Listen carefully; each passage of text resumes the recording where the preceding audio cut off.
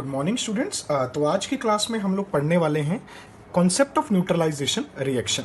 आप लोगों ने न्यूट्रलाइजेशन रिएक्शन के बारे में शायद छोटी क्लासेस में सुना होगा। हमने प्रीवियस जो टॉपिक्स थे उसमें एसिड और बेस के बारे में पढ़ लिया, उनकी रिएक्शंस हमने पढ़ी।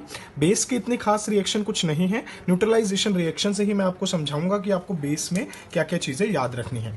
देखिए, एसिड और बेस जब एक दूसरे के साथ रिएक्ट करते हैं तो वो एक दूसरे को न्यूट्रलाइज कर देते हैं।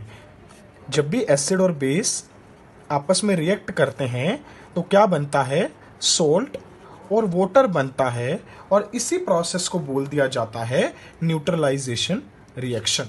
तो ये जो रिएक्टेंट में एसिड और बेस आपस में रिएक्ट हो रहे हैं, ये फाइनली आपको क्या बना के देंगे, सॉल्ट और वाटर बना के देंगे। This would be the product, और इस रिएक्शन को हम लोग बोल देंगे न्यूट्रलाइजेशन रिएक्शन।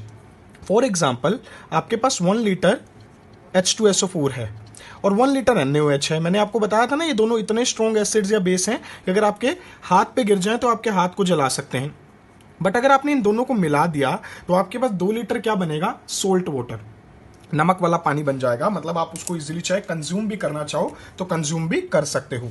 फॉर एग्जाम्पल, यहां पे मैं एक एग्जाम्पल ले सकता हूं, H2SO4 रिएक्टिंग विद NaOH। आपको पता है H2SO4 एक एसिड है और NaOH क्या है, एक बेस है। तो यहां लिख देते हैं एसिड, और स्ट्रॉन्ग एसिड है, और ये क्या है, एक बेस है।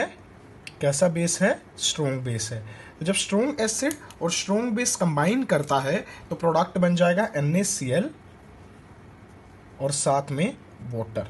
तो मैंने वही बात तो बताई थी आपको कि जब भी एसिड और बेस रिएक्ट करते हैं तो साथ में क्या बन जाता है, सोल्ट, और साथ में क्या बन जाएगा, water. So this is the reaction representing the neutralisation reaction. ये बहुत इंपॉर्टेंट रिएक्शन है, वो कॉन्सेप्ट समझना होगा, द कॉन्सेप्ट ऑफ पीएच। देखिए, पीएच वर्ड जो है, पी वर्ड आया है पोटेंस से, पी वर्ड आया है potence of H positive ions. अब आपको एक बात तो पता है कि हमारे पास जो एसिड्स होते हैं, एसिड क्या करते हैं, H positive ion release out करते हैं डिसोशिएट होने पे। H पॉजिटिव आयंस की dissociation, H positive ion on dissociation ये रिलीज करते हैं। सिमिलरली जो बेस होते हैं, they release OH negative ions on dissociation आएगा, ऑन डिसोसिएशन। हमें ये बात तो अच्छे तरीके से पता है अब कि ये डिसोशिएट होने पे H पॉजिटिव और OH नेगेटिव आयंस देते हैं। क्लियर। अब पीएच का मतलब क्या है, pH is potence of H positive ion, जो हमें सीधा सीधा ये बता देगी कि हमारे पास जो particular solution you can say जो है वो एसिड है या बेस है। तो एक बार जल्दी से इसको समझ लेते हैं कि किस तरीके से ये हमें बताएगी कि एसिडिक कंडीशन है या बेसिक। देखिए, पीएच की रेंज रहती है 0 to 14, 0 से 14, जबकि जो 7 होता है वो न्यूट्रल कहलाता है। तो यहां पे लिख देते हैं 0, ये वाला जो रीजन होता है that is called as acidic, ये वाला जो रीजन होता है that is called as basic, and 7 is neither acidic nor basic, so it is called as neutral. Done. अब मैं यहां पे अगर नंबरिंग लिखूं तो यहां पे 0 से लेके हम नंबर देंगे 0, तो ये क्या हो गया 4, 7 to 10 एंड 10 to 14। तो अगर किसी सब्सटेंस की या सॉल्यूशन की, लिक्विड की पीएच 7 से कम आती है तो वो एसिडिक कहलाएगा, 7 से ज्यादा आती है तो वो बेसिक कहलाएगा। 0 to 4 strong acid, 10 to 14 strong base. तो ये जो बॉर्डर वाली पीएच होती हैं ये स्ट्रॉन्ग होती हैं, मतलब स्ट्रॉन्ग एसिड की पीएच 0 to 4 होगी, और 10 to 14 किसकी होगी, स्ट्रॉन्ग बेस की। ऐसे वीक एसिड की होगी 4 to 7, और वीक बेस की होगी 7 to 10। यानी कि एक बात हमने क्लियर कर ली कि जितनी पीएच कम होगी, less the pH, more will be the acidic character, और जितनी पीएच बढ़ती जाएगी एसिडिक कैरेक्टर कम होता जाएगा, और एसिडिक कैरेक्टर कम होता जाएगा तो बेसिक कैरेक्टर बढ़ता जाएगा। तो अगर मैं आपसे पूछूं कि मेरे पास एक सॉल्यूशन है जिसकी pH 2 है, एक सॉल्यूशन है जिसकी pH 5 है, तो दोनों में से ज्यादा एसिडिक कौन सा है, तो जिसकी pH कम होगी वो ज्यादा एसिडिक, जिसकी pH ज्यादा होगी वो ज्यादा बेसिक। अब pH से एक चीज और आपको याद रखनी है, that is most important topic that can be ask, which is universal indicator. देखिए यूनिवर्सल इंडिकेटर का मतलब क्या है। अब आप कहोगे सर आपने पीएच बता दिया, लेकिन ये भी बताओ कि पीएच को हम चेक कैसे करेंगे। बहुत अच्छा क्वेश्चन है कि पीएच को चेक करने के लिए भी तो हमारे पास कुछ होना चाहिए। मतलब हमें ये पता चल गया कि किसी पर्टिकुलर सब्सटेंस, मान लो मेरे पास कोई सॉल्यूशन है, मुझे ये पता चल गया ये एसिडिक है या बेसिक है। कितना एसिडिक या कितना बेसिक है ये बातें मुझे तभी पता चलेंगी जब मैं उसके पीएच को फाइंड आउट करूंगा। तो पीएच कैलकुलेट करने के लिए एक तो डिवाइस आता है पीएच मीटर, वो बहुत बड़ी बड़ी लेबोरेटरीज में होता है। लेकिन अगर आप अपने स्टूडेंट लेवल पे चेक करना चाहते हो कि पर्टिकुलर सब्सटेंस का पीएच क्या है, तो आप यूज करते हो universal indicator. Now what is universal indicator? ये कुछ भी नहीं है, कुछ डाइस का मिक्सचर है। It is basically mixture of dice that give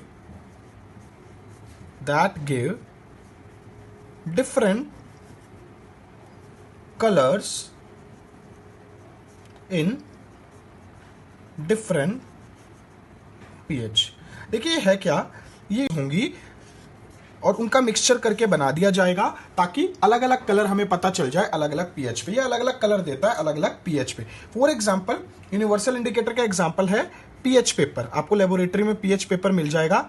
ये पीएच पेपर क्या है, एक यूनिवर्सल इंडिकेटर है जो अलग अलग कलर देता है अलग अलग कंडीशंस में। जैसे 3 रेफरेंस ले लेते हैं।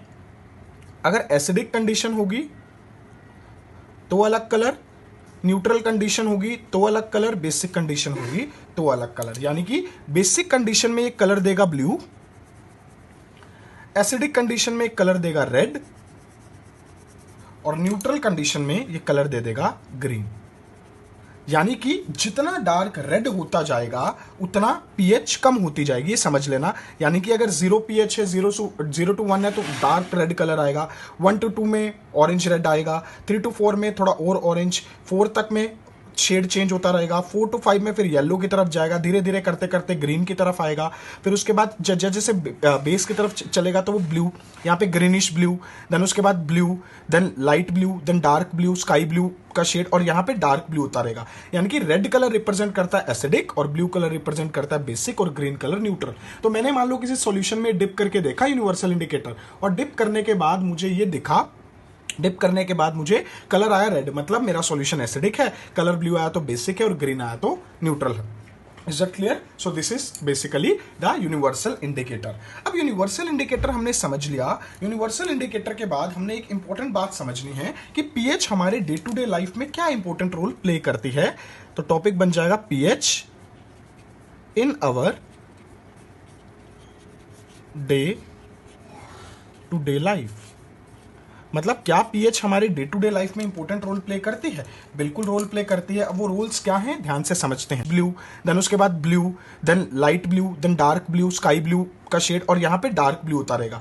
यानी कि रेड कलर रिप्रेजेंट करता है एसिडिक और ब्लू कलर रिप्रेजेंट करता है बेसिक और ग्रीन कलर न्यूट्रल। तो मैंने मान लो किसी सॉल्यूशन में डिप करके देखा यूनिवर्सल इंडिकेटर, और डिप करने के बाद मुझे ये दिखा, डिप करने के बाद मुझे कलर आया रेड, मतलब मेरा सॉल्यूशन एसिडिक है, कलर ब्लू आया तो बेसिक है और ग्रीन आया तो न्यूट्रल है। Is that clear? So this is basically the universal indicator. अब universal indicator हमने समझ लिया। universal indicator के बाद हमने एक important बात समझनी है कि pH हमारे day to day life में क्या important role play करती है। तो टॉपिक बन जाएगा pH in our day to day life। मतलब क्या पीएच हमारे डे टू डे लाइफ में इंपॉर्टेंट रोल प्ले करती है? बिल्कुल रोल प्ले करती है। अब वो रोल्स क्या हैं, ध्यान से समझते हैं। देखिए पीएच का बहुत इंपॉर्टेंट रोल है हमारी लाइफ में। अगर एक पर्टिकुलर सब्सटेंस है, हमारी बॉडी है, हमारा स्टमक है, उसकी भी एक पर्टिकुलर पीएच है। अगर वो पीएच वैसी नहीं रहे नॉर्मल की तरह, तो हमारे लिए क्या हो सकती है, प्रॉब्लम हो सकती है। तो सबसे पहला पॉइंट क्या है, पीएच का रोल होता है एसिडिटी इन स्टमक। आपने देखा होगा कई बार हम कुछ ऐसा फूड कंज्यूम कर लेते हैं, हमारे स्टमक में एसिडिटी हो जाती है, तो उस केस में भी क्या होता है, पीएच बहुत इंपॉर्टेंट रोल प्ले करता है। मान लो हमारे स्टमक में एसिड ज्यादा हो गया, और आपको पता है एसिड ज्यादा होगा तो प्रॉब्लम होगी, तो उसके लिए हम क्या कंज्यूम करते हैं, बेस, क्योंकि एसिड ही बेस को क्या करता है, न्यूट्रलाइज। तो अगर हम बेस कंज्यूम कर रहे हैं, सपोज इनो हमने कंज्यूम किया, तो इनो क्या है, एक एंटा एसिड है।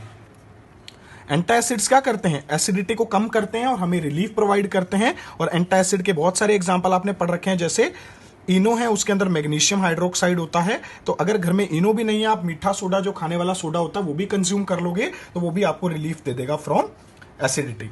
सेकेंड एग्जाम्पल आ जाता है सोयल। फार्मर के लिए भी पीएच बहुत जरूरी है। अगर मान लो सपोज कोई, आपको पता है एसिड रेन, बारिश हुई, एसिड गिरा और सॉइल की पीएच कम होगी ड्यू टू एसिड रेन, तो फार्मर क्या करेगा, उस पीएच को नॉर्मल तो करना पड़ेगा क्योंकि क्रॉप भी ग्रो करनी है। तो उसको नॉर्मल करने के लिए फार्मर क्या करेगा, क्विकलाइम या स्लेक्ड लाइम CaO या CaOH ट्वाइस अपने फील्ड में डाल देगा ताकि वो एसिडिटी क्या हो जाए, कंट्रोल हो जाए।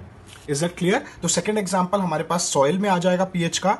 एक और एग्जाम्पल हमारे पास आ जाता है pH in day to day life में, जो कि बहुत इंपॉर्टेंट एग्जाम्पल है।